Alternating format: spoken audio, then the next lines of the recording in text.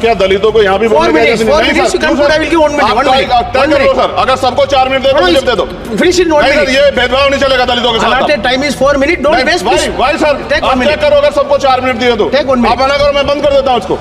क्या दलितों को सबसे आखिरी में नंबर मिलेगा और बोलने का मौका मिलेगा? क्या मजाक कर रहे हैं सर आप? आज हम संविधान की गौरवशाली यात्रा पे बात करने के लिए चर्चा कर रहे हैं। कल से ये चर्चा चल रही है सर। मैंने बहुत सारे दोनों पक्ष के और जितने भी हमारे मेंबर हैं सुना सर, उनको बड़े बड़े नेता हैं सर। इसके भाग 1 में लिखा हुआ है India that is Bharat, Hindustan नहीं लिखा हुआ है सर। लेकिन सारे नेता संविधान पे चर्चा कर रहे हैं, लेकिन हिंदुस्तान ही कहेंगे, भारत कहने की हिम्मत नहीं जुटा पा रहे हैं। ये बड़ा सवाल है सर कि क्या संविधान के हिसाब से बात रखी जा रही है। मैं धन्यवाद दूंगा फूले साहू बाबा साहब अम्बेडकर को और मेरे नेता मान्यवर साहब श्री काशीराम को। 25 नवंबर 1949 को संविधान को सौंपते हुए डॉक्टर बाबा साहब अम्बेडकर ने कहा था कि 26 जनवरी 1950 को हम विरोधाभास भरे जीवन में प्रवेश करने जा रहे हैं। राजनीतिक जीवन में तो हमारे पास समानता होगी, लेकिन सामाजिक और आर्थिक जीवन में असमानता होगी। क्या ये चुनौती आज 73 साल बाद दूर हुई है? भारत ने 26 जनवरी 1950 को संविधान लागू होने के साथ खुद को एक संप्रभु लोकतांत्रिक और गणतांत्रिक राज्य होने का ऐलान किया। लेकिन सर उस समय संविधान की स्थिति ये थी कि जैसे गांव का कोई आदमी, मैं 50 की बात कर रहा हूं, वो 50 साल पहले शहर में आ जाता और बड़े लोगों की महफिल में चला जाता, उस जहां वो खाना खा रहे हो, और वो टेबल पे नैपकिन को खा के जो है ये कहता कि ये तो फीका, क्योंकि वो जानता ही नहीं था, वो समझता नहीं था संविधान को, संविधान है क्या। संविधान उसके लिए महज दस्तावेज था। ये जिम्मेदारी थी राजनीतिक दलों पे कि वो संविधान को व्यवहार में लेके आते। और इसके इतने सारे आर्टिकल हैं, अगर इनको व्यवहार में लाया जाता तो मुझे लगता कि आज देश बहुत बदल गया होता। बाबा साहब ने कहा था कि लोकतंत्र भारतीय भूमि का केवल ऊपरी पोशाक है, उनके अनुसार यहाँ की संस्कृति अनिवार्य तौर पर लोकतांत्रिक है। भारत जैसे गरीब और गैर बराबरी वाले देश में संविधान के जरिए छुआछूत खत्म करना, वंचितों के लिए सकारात्मक उपाय करना, सभी वयस्कों के लिए मतदान का अधिकार देना और सबके लिए सम्मान अधिकार तय करना, ये बहुत बड़ी उपलब्धि थी सर। ये संविधान है कि आप वहां बैठे हैं और मैं यहाँ खड़ा होकर अपनी बात रख रहा हूं, और इस देश में आदिवासी महिला के तौर पे जो है राष्ट्रपति बनी है, और प्राइम मिनिस्टर तो नहीं बना, लेकिन शेड्यूल कास्ट के बड़े नेताओं को भी जो है राष्ट्रपति बनने का मौका मिला। इस संविधान की देन, अगर वोट हम पे नहीं होता तो शायद अमीर और जो राजा महाराजा खुद को मानते हैं हमारी गलियों तक नहीं आ पाते, हमारे हाल नहीं जान पाते। आजादी का मतलब सर सिर्फ अधिकार पाना भर नहीं है, इसके लिए हमारे संविधान में सरकार और नागरिकों के अधिकारों के शासन के कर्तव्यों का विस्तार से उल्लेख किया गया है। बाबा साहब ने संविधान सभा में दिए गए भाषण में कहा था कि स्वतंत्रता आनंद का विषय है, पर अब हमें अपनी जिम्मेदारियों पर भी ध्यान देना होगा। संविधान ने सुनिश्चित किया कि रानी के पेट से राजा जन्म मिलेगा, वोट से नेता तैयार होगा। आर्थिक बराबरी के लिए सरकार क्या कर रही है? गरीब और गरीब हो रहा है और अमीर हो रहा है। सुबह उठते कहीं बम की धमकी मिलती, कहीं दंगे की। ये अमृत काल है सर या धमकी काल है? कितना बढ़ रहा है आर्टिकल 15 सर।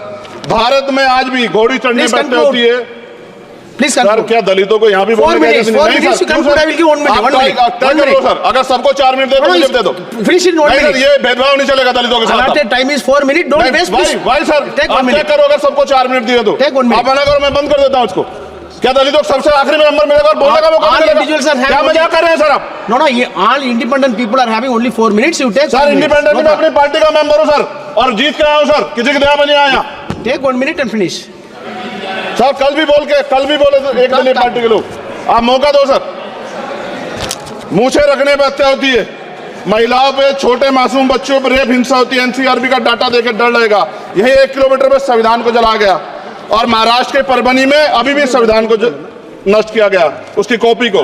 आर्टिकल 25-26 में संविधान में सभी को धार्मिक आजादी। कहाँ है दलितों की, मुसलमानों की, जैनों की, बौद्धों की, ईसाइयों की? छत्तीसगढ़ में सतनामी समाज को संविधान की अपनी धार्मिक आजादी के आधार पर जो है उनको अपमानित करके जेल में बंद कर दिया। संभल, अजमेर, अयोध्या सब इसका उदाहरण है।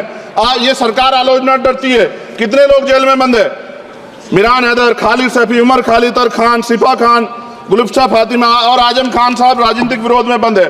सरकार यहाँ बैठी है, सरकार सामाजिक न्याय की बात करती है। बताए कितने दलित मुख्यमंत्री बना रखे हैं आपने? 13 ज्यादा सरकार स्टेट में सरकार है। कितनी महिला मुख्यमंत्री है? आपकी सरकार ने सुप्रीम कोर्ट के आदेश के बाद रिजर्वेशन प्रमोशन में जारी नहीं किया, और ओबीसी को पॉलिटिकल रिजर्वेशन आप देंगे नहीं देंगे, आप बताने का काम करें। मैं 75 साल की गौरव यात्रा में हम एक सभ्य समाज नहीं बना पाए, इसलिए जाति आधार पर SC ST OBC के बच्चों को प्राइमरी स्कूल से लेकर उच्च संस्थानों में भेदभाव किया जाता है। सरकार निरंकुश हो गई, कोई बुलडोजर से कार्रवाई करता है। कल मंत्री जी ने कहा हमने राष्ट्रीय पिछड़ा वर्ग आयोग बनाया, 69 शिक्षक भर्ती में उसकी सिफारिशों को नहीं माना। EWS के जरिए आपने संविधान पे, आरक्षण के प्रावधान पे हमला किया। 1 मिनट में खत्म कर रहा हूं सर। संविधान सर, न्यायपालिका में आर्टिकल 124A कहता है सर, ये अधिकार जो है, Sanjay sir ji, please conclude. Sir 1 minute में Please conclude. संविधान में न्यायाधीशों की नियुक्ति का अधिकार राष्ट्रपति के द्वारा होना चाहिए, अभी तक नहीं हो रही है। All India judicial service commission कब बनेगा? क्या चंद परिवार ही सर जज बन सकते हैं? और आज हम सर, मैं सरकार से सवाल पूछना चाहता हूं सर, सेवाओं में SC ST OBC वर्ग का कितना प्रतिनिधित्व है? भारत सरकार के मंत्रालयों के अधीन PSU में, बैंकों, बीमा कंपनियों में और स्वस्थायी संस्थानों में आउटसोर्स तथा कॉन्ट्रैक्ट पर वर्तमान कार्यरत कर्मचारी कुल कितनी संख्या है? आउटसोर्स और कॉन्ट्रैक्ट में कार्यबल SC ST OBC कितना प्रतिशत है? निजी क्षेत्रों में कार्यरत कर्मचारी, उनके SC ST OBC की वर्ग लाभ। सर खत्म कर, लास्ट पॉइंट सर, मैं फिर स्पष्ट तौर पर कह रहा हूं सर, यहां बैठे SC और OBC के मेंबर से कह रहा हूं सर, उनको सामाजिक जिम्मेदारी का ध्यान भी रखना चाहिए। पार्टी के प्रति वफादारी के साथ साथ अपने वर्गों के प्रति ईमानदारी भी रखनी चाहिए।